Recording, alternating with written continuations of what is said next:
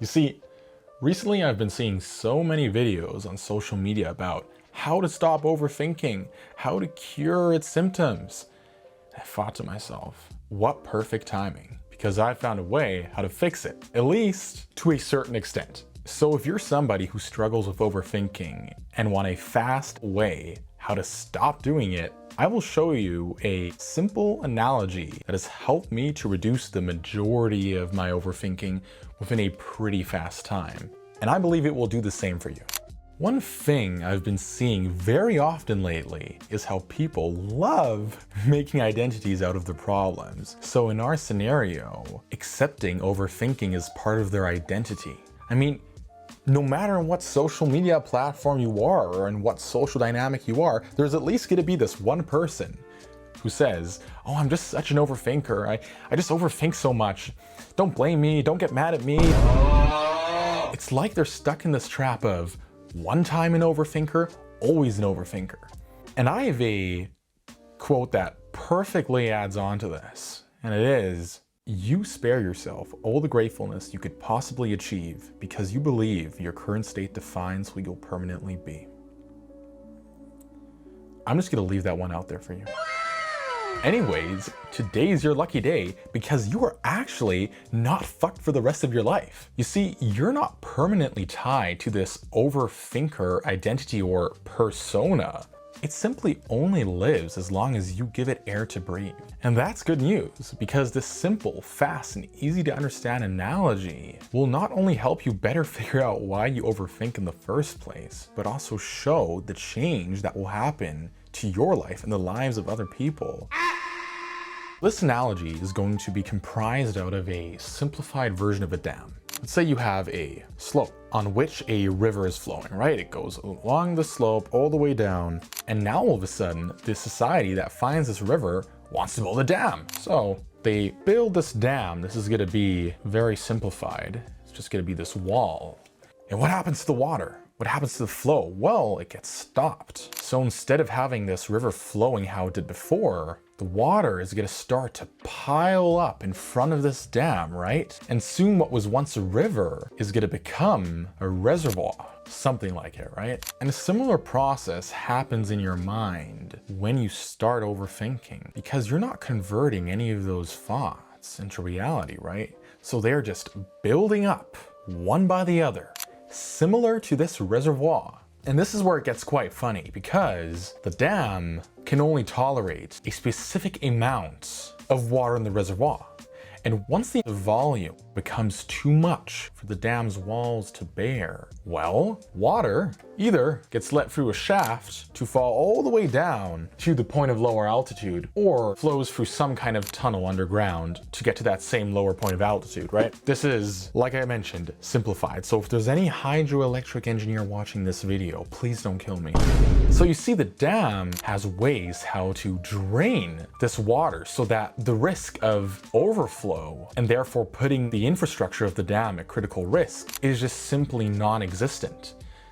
A dam would never deliberately overflood itself, yet that is exactly what you do with your mind. So now let's make this illustration more specific to our scenario. So I'm just gonna name the left half before the dam, so the reservoir, the mind, and the right half of the dam, so the lower point of altitude where a little bit of water is flowing, but in our scenario, actually no water is flowing, reality. And you see, every time you overflood your mind with all these thoughts, symptoms naturally arise like stress, anxiety, even depression. Plenty of studies show this. And the only way how to reduce the quantity of these symptoms is by not allowing your thoughts to overflow, right? To put this dam out of service. So you see, just as a dam would allow water to flow through shafts or tunnels, once the reservoir starts to build up and become too full in volume, you must let more of your thoughts escape your mind and flow into reality. So let's just get rid of all this water and replace it instead with thoughts. And let's give them the color pink, similar to a color of your brain. So let's say these are all thoughts that you're having in here. The only way how to stop this overthinking, so from the thoughts, crushing your whole mind, is by allowing more of them to enter reality. And there are multiple ways how to do this, which I will address in like a minute or two from now. But this is what you have to understand. This is the main principle. You have to let more of your thoughts flow into reality. This is the most crucial thing, so that once they're here in reality, they don't build up in your mind as much more. You need a gradual flow.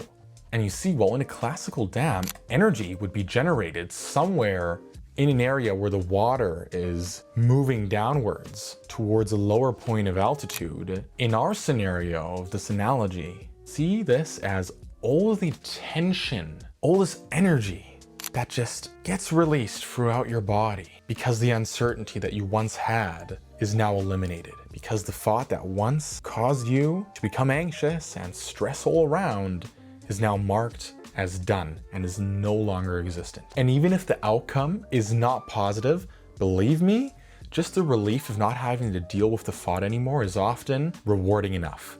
I think you can relate to this, because there's nothing worse than this notion of uncertainty. I mean, an example that I can think of is investing or trading. When you think about if you should enter a position or sell a position, and you can either choose between making the call or just keep on thinking about it while watching price move up or down. Even if the decision you make doesn't yield you the positive return that you desire, you will still be more relieved through making it than having to constantly think about what could happen. I talked about how the life of not only you but also of other people would change once you manage to reduce overthinking. And just think about it. If you act on more of those thoughts that you have in your head, of which a lot are probably good and contain a lot of value, just imagine how much that will not only improve your life, but also the life of other people. For example, you start thinking if you're gonna get in shape or lose the weight, and you finally make the decision. You finally go to the gym, or you finally start doing endurance training, going on your first 2-mile run, or on your first half-an-hour bike ride, whatever the fuck it is. And not only do you start to see the health benefits for yourself, but you potentially also inspire people around you, your friends, your family, people that follow you on social media. All this value that you're able to bring out into this world is simply now here because you decided to keep on thinking, doubting yourself, and imagining all the fucking scenarios that could happen if you finally start. So, coming up to the practical part of this video, what are you gonna do every time you start to overthink? Well, remind yourself of the analogy that we just covered. Understand that the only way how to assuage the stress, uncertainty, and anxiety, which as we've already mentioned, naturally arises once you overthink, is by releasing thoughts out of your mind. And you can do this by either directly acting on them, so your brain can mark them as done, or by coping with them in a way that reduces their potency. So by engaging in meditation and therapeutic practices that allow you to accept these thoughts without judgment, so that they are no longer a threat to your mental health and a cause of the symptoms you are currently having. And to put an end to this, if there's one pro tip that feels advanced, but is actually pretty fucking simple that I can give you, start acting like you are not an overthinker anymore. And I know it may feel awkward at first. It may feel like a big step you have to make all of a sudden at once. But you must understand that the more you act like it, the less unfamiliar it will feel. And when becoming a non-overthinker starts to feel less unfamiliar, it slowly but gradually and steadily starts to become your new norm. Oh, how lovely, right? So the next time you're in a social setting and one person keeps on saying, "I'm such an overthinker," tell them to watch this fucking video. And if you so happen to be that person, well, it looks like you need a new identity, because you have the tools now. You can't call yourself an overthinker anymore, unless of course you want to stay the same, just with the knowledge of knowing how to stop this problem, but deliberately deciding not to. Anyways, see you in the next one. Oh, that was way too sus.